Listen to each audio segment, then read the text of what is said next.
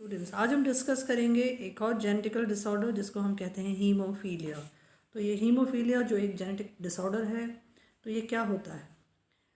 ये जो डिसऑर्डर है इसमें अनकंट्रोल्ड आपकी ब्लीडिंग हो जाती है, रुकती नहीं है। जैसे आपको कहीं चोट लग गई तो रुकेगा नहीं। और हमारे जो क्लॉटिंग का जो मैकेनिज्म होता है, मतलब जो रक्त का जो थक्का बनता है, रक्त बहना बंद हो जाता है, वो नहीं हो पाता है। जैसा कि हम इस डायग्राम से विजुलाइज कर सकते हैं कि नॉर्मल जो ब्लड वेसल होती है अपनी, तो अगर उसमें हमें कोई चोट लगती है, हीमोरेज होता है, तो उसमें थोड़ी देर के बाद में आप देखते हो कि विद इन 3 to 5 मिनट्स आपके क्या हो जाता है, क्लॉटिंग हो जाएगा हेल्दी इंडिविजुअल में। लेकिन अगर हीमोफिलिक है वो, तो उसको चोट लग गई है तो वो उसकी जो चोट है उसमें वो खून लगातार बहता ही रहेगा, बंद नहीं होगा। इसलिए कोई भी छोटा सा कट या कोई माइनर इंजरी भी बहुत ज़्यादा इसमें ब्लीडिंग करती है। तो एक तरह का ये x linked recessive inherited genetic disorder है, जिसमें जो जीन है जो इस डिसऑर्डर को करती है, जो डाइस फंक्शन करती है, वो एक्स क्रोमोसोम के ऊपर उपस्थित होती है। तो एक तरह से ये बहुत ही घातक प्रकार का जेनेटिकल डिसऑर्डर है। अगर हम इसका हिस्टोरिकल प्रीव्यू देखें तो सबसे पहले इसको स्कॉनल ने 1820s में इसको डिस्क्राइब किया था। ओरिजिनली इसको नाम दिया गया था हीमोरेफ्लिया, मतलब हीमोरेजेस। बट उसके बाद में इसको चेंज किया गया हीमोफीलिया में। इस डिज़ीज़ को ज़्यादातर रॉयल फैमिली में देखा गया था, जैसे कि क्वीन विक्टोरिया ऑफ इंग्लैंड जो कि एक इसकी कैरियर रही हैं, तो इसको एक रॉयल डिज़ीज़ का भी नाम दिया गया था हीमोफिलिक डिज़ीज़ को। तो अगर हम देखेंगे जो टाइप्स ऑफ हीमोफीलिया, ये जो ब्लीडिंग डिसऑर्डर है, जो जेनेटिकल डिसऑर्डर है, वो बेसिकली तो 2 टाइप का होता है, लेकिन एक और माइनर भी है जो कि हम उसको सी टाइप कहते हैं। तो जो मेन जो टाइप्स हैं वो हीमोफीलिया ए है, हीमोफीलिया बी है, और एक माइनर जो टाइप है वो सी प्रकार का है। अब ये हीमोफीलिया ए क्या होता है? जो which occurs due to low amount of clotting factor. जो हमारा जो ब्लड क्लॉटिंग जो मैकेनिज्म होता है, मतलब जो हमारा ब्लड बहना बंद होता है, वो अनेकों फैक्टर्स के द्वारा नियंत्रित होता है। कुछ होते हैं एक्सट्रिंसिक फैक्टर्स और कुछ होते हैं इंट्रिंसिक फैक्टर्स। तो जो हीमोफीलिया ए है उसमें क्या होता है कि जो क्लॉटिंग फैक्टर 8वां होता है उसकी जो मात्रा होती है बहुत कम होती है। हीमोफीलिया जो बी है उसमें लो लेवल होते हैं क्लॉटिंग फैक्टर 9th के। तो ये हो गया इनकी वजह से होने वाला डिसऑर्डर। अब ये जो इनहेरिटेंस होता है वो पेरेंट से होता है, एक्स क्रोमोसोम से होता है, जिसमें कि जो functional gene it becomes non functional.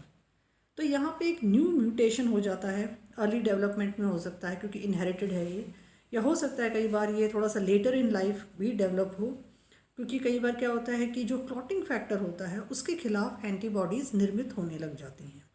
एक और माइनर वेरिएशन देखने को मिला है, वो है हीमोफीलिया सी प्रकार का, जो कि लो लेवल से होता है, फैक्टर 11th की वजह से होता है। और एक और देखा गया है पैरा हीमोफीलिया, जो कि लो लेवल से होता है, फैक्टर 5 से। तो ये तो हो गए inherited haemophilia, whether it is A, whether it is B, C और your para haemophilia.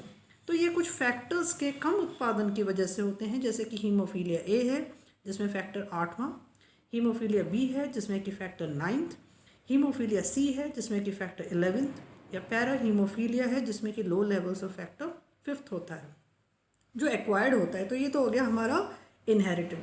Another one is what you are acquiring, जीवन में जो आप एक्वायर करते हो, जैसे कि ऑटो इम्यून डिसऑर्डर से हो सकता है या कैंसरस कंडीशन से हो सकता है। तो ये जो डायग्नोसिस होता है इसमें जो टेस्टिंग होती है, ability to clot and its level of clotting factors, कि भी आपका लेवल क्या है क्लॉटिंग फैक्टर्स का, कितनी देर में आपका क्लॉटिंग हो रहा है, क्लॉटिंग कितनी क्यों कम हो रही है, क्या रीज़न है, तो उससे हम इसको डायग्नोसिस करते हैं लैब में। तो पर्सन्स की अगर हम देखें कि कैसे कैसे पर्सन्स इससे प्रभावित होते हैं, क्योंकि ये एक्स लिंक्ड रेसेसिव डिसऑर्डर है, तो ये देखा गया है कि जो ए प्रकार का है वो ज़्यादातर पॉपुलेशन 10,000 में से एक इंडिविजुअल हो सकता है, बी जो है वो ज़्यादातर 40,000 में से एक इंडिविजुअल हो सकता है।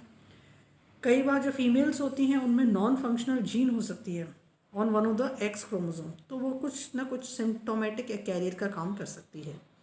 हीमोफीलिया जो सी है वो बराबर मात्रा में देखा गया है, ये ज़्यादातर इसराइल में देखा गया है, जो कंट्री इसराइल है जहाँ पे कि ज्यूज़ रहते हैं, वहाँ पे भी इनहेरिटेंस में इसको देखा गया है। 1800s में हीमोफीलिया बी जो है वो बहुत ही कॉमन था, रॉयल फैमिली जितनी भी थी यूरोप की। डिफरेंस ये बाद में पता चला कि एक प्रकार का हीमोफीलिया नहीं है, अनेकों प्रकार का है, वो 50s में शुरू हुआ था। तो ये जो हम बात करते हैं कि ब्लड क्लॉटिंग फैक्टर्स होते हैं, तो 13 क्लॉटिंग फैक्टर्स होते हैं ब्लड में। पहला जो फैक्टर है उसको हम कहते हैं फिब्रिनोजन। जो हम पढ़ते हैं फिजियोलॉजिकल एस्पेक्ट्स, अगर हम इसका देखें कि क्या होता है क्लॉटिंग फैक्टर्स, क्योंकि टाइम लगता है, निर्भर करता है कि 2 से या 3 या 4 मिनट 5 मिनट मैक्सिमम क्लॉट बनता है। तो बेसिकली ये कोगुलेशन फैक्टर्स या क्लॉटिंग फैक्टर्स 13 होते हैं। पहला जो फैक्टर है वो फिब्रिनोजन है, दूसरा जो फैक्टर है वो प्रोथ्रोम्बिन है, तीसरा जो फैक्टर है वो टिश्यू फैक्टर है, फोर्थ जो फैक्टर है वो कैल्शियम आयंस हैं, फिफ्थ जो है वो प्रो एसिलरिन है, जो आपके यहाँ पे 7 जो है वो सीरम प्रोथ्रोम्बिसिन है, 8 एंटी हीमोफिलिक फैक्टर है, 9th इज योर पीटीसी या पार्शियल थ्रोम्बोप्लास्टिन कंपोनेंट या क्रिसमस फैक्टर हम इसको कहते हैं, 10th is a Stewart Prower factor, 11th is your PTA plasma thromboplastin antecedent, 12th is your Hageman factor, 13th is your fibrin stabilizing factor। तो इस तरह से ये 2 पाथवेज में होता है भाई। आपका रक्त का थक्का जो बनता है, इतना टाइम जो लगता है, उसमें इन्वॉल्वमेंट होते हैं आपके 2 पाथवेज के। एक तो होता है आंतरिक और एक होता है बाहरी।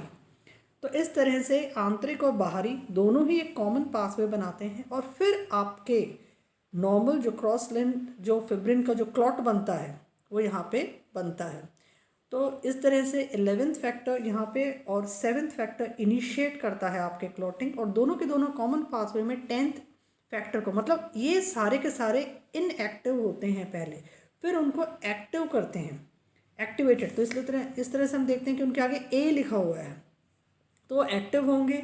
एक्टिव होने के बाद में प्रोथ्रोम्बिन, जो हम कॉमनली पढ़ते हुए आए हैं हमारी छोटी कक्षाओं में, कि प्रोथ्रोम्बिन थ्रोम्बिन में कन्वर्ट होता है, फिर वो फिब्रिन मोनोमेर बनाता है, जो फिब्रिनोजन इसको कन्वर्ट करता है, फिर फिब्रिन का पॉलीमर बनता है, फिर 13th ए फैक्टर जो कि एक्टिवेटेड है वो कन्वर्ट करता है इसको क्रॉस लिंक्ड फिब्रिन क्लॉट में। तो इस तरह से एक आपके एक डायग्रामेटिक स्केच है कि किस तरह से ये 13 फैक्टर्स का इन्वॉल्वमेंट होता है। तो अगर हम जेनेटिक्स की बात करें, क्योंकि जो फीमेल क्रोमोसोम्स होते हैं उनमें 2 एक्स क्रोमोसोम्स होते हैं और मेल्स में एक्स और वाई क्रोमोसोम होते हैं। अगर म्यूटेशन हो गया किसी भी डिजीज़ में तो एक्स लिंक्ड रेसेसिव होगा। तो फीमेल जो है वो कैरी करती है defect on one of her x chromosome, वो इफेक्ट नहीं होगी। अगर उसमें इफेक्ट होगा तो दूसरे एक्स क्रोमोसोम को भी वो म्यूटेशन होनी चाहिए, तो उसमें अगर इनएक्टिवेशन है तो वो प्रभावित नहीं होती, she is just acting as a carrier. Heterozygous जो फीमेल्स होती हैं वो वाहक होती हैं, कैरियर्स होती हैं इस जेनेटिक एक्स लिंक डिसऑर्डर के लिए। तो जो एक्स क्रोमोसोम होते हैं वो रिस्पॉन्सिबल होते हैं। तो इस तरह से इसका जेनेटिक्स है। तो यहाँ पे अगर हम देखें कि ये, क्योंकि हीमोफीलिया जो है it is expressed far more commonly in, हम देखते हैं कि मेल्स में ज़्यादा होगा in comparison to females, because females are acting as silent carriers. तो हम इस चीज़ को इन डायग्राम से और बहुत अच्छी तरह से स्पष्ट रूप से समझें कि पेरेंटल टाइप, देखिए नॉर्मल मदर है, मदर को कोई भी हीमोफिलिक डिजीज़ नहीं है, दोनों एक्स क्रोमोसोम नॉर्मल हैं। और दूसरी तरफ पेरेंटल टाइप में हम देखें कि एक एक्स क्रोमोसोम में म्यूटेशन हो गया है। अब यहाँ पे जो ऑफस्प्रिंग होंगे, F1 जनरेशन जो प्रोड्यूस होगी, उसमें सारी की सारी इंडिविजुअल्स कैसे होंगे, किसी में भी वो हीमोफिलिक डिसऑर्डर स्पष्ट नहीं होगा, लेकिन जितनी भी डॉटर्स होंगी वो कैरियर्स का काम करेंगी। तो सारी डॉटर्स कैसी हैं, कैरियर्स, और सन्स कैसे हैं, सारे के सारे नॉर्मल सन हैं। दूसरी तरफ अगर हम देखें कि जो मदर है वो कैरियर है, उसके एक्स क्रोमोसोम में म्यूटेशन आ गया है, जैसे कि डार्क रेड कलर आप देख सकते हो, और दूसरी तरफ पेरेंटल टाइप आप देखो कि नॉर्मल इंडिविजुअल है। तो जितने भी F1 ऑफस्प्रिंग्स या चिल्ड्रन होंगे उसमें आप क्या देखोगे कि यहाँ पे 50% तो नॉर्मल होंगे, मेल और फीमेल, एक कैरियर डॉटर होगा और एक सन कैसा होगा, हीमोफिलिक सन होगा। तो इस तरह से आप देख सकते हो डिफरेंस। तो मदर का जो है नॉर्मल मदर है तो कैसे होंगे आपके कैरियर 50% होंगे, 50% नॉर्मल होंगे, बट कैरियर मदर है तब उस कंडीशन में आपके नॉर्मल 50% होंगे और कैरियर आपका 25% होगा और 25% आपका हीमोफिलिक सिचुएशन होगी। अगर आपके कैरियर मदर है और फादर भी हीमोफिलिक है, इस कंडीशन में आपके क्या होगा, कैरियर डॉटर होगा और डॉटर विद हीमोफीलिया होगा, नॉर्मल सन होगा और सन विद हीमोफीलिया होगा।